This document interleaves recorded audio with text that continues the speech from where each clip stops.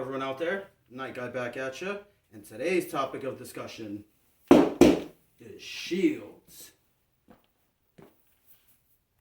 Just kidding. Anyhow, what we have here, this is obviously an axe, but that's not what we're talking about. What we have here is a shield that I recently fabricated myself with the help of a good friend of mine, but this is modeled after a Viking period shield. I don't know if I have that all in frame.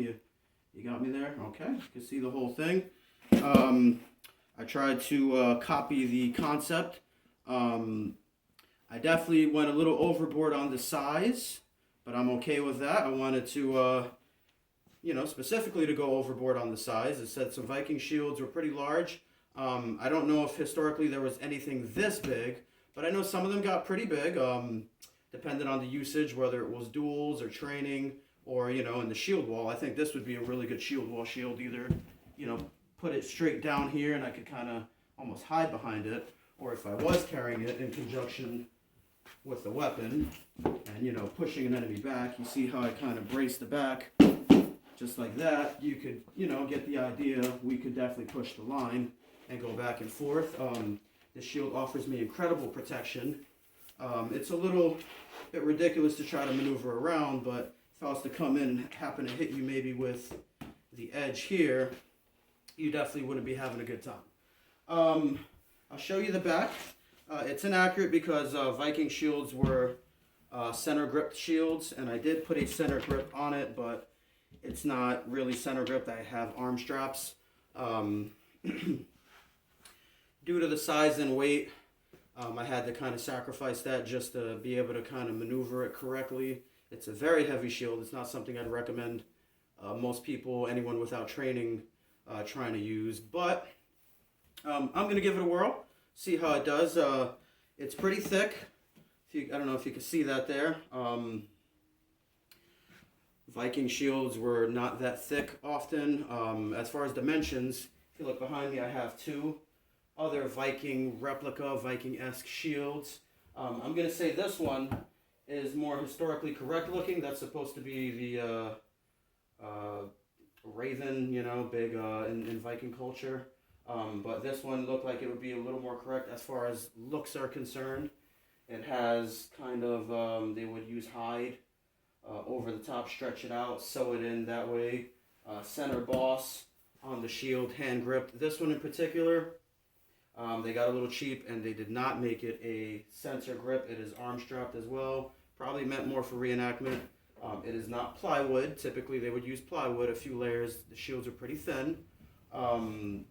This is made of particle board, which is pretty tough. If you can see, it's kind of torn up. This one's taken a few hits already. Works pretty well. I'm going to move over here. We have, unfortunately, that's a metal shield. That right there throws it out of the runnings to be historically accurate. Unfortunately, they did not have steel shields in the Middle Ages. And this one's kind of rounded.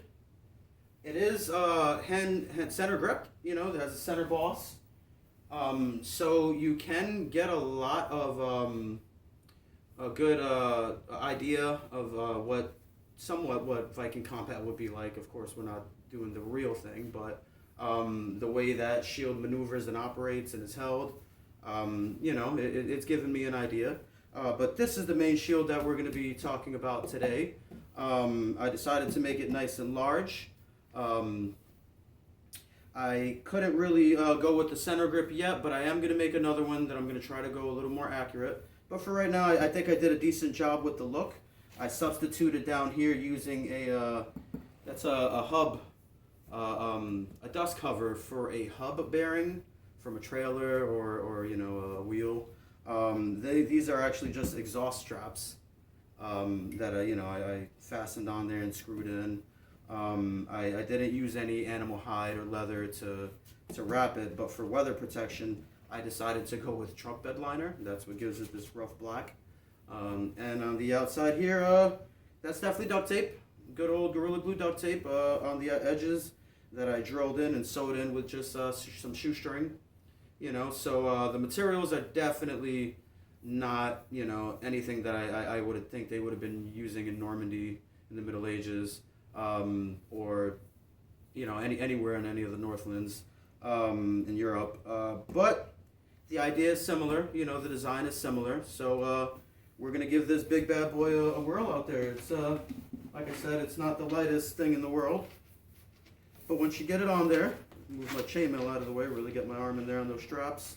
I feel, you know, we can really do some work. Let's get to it. See you on the battlefield.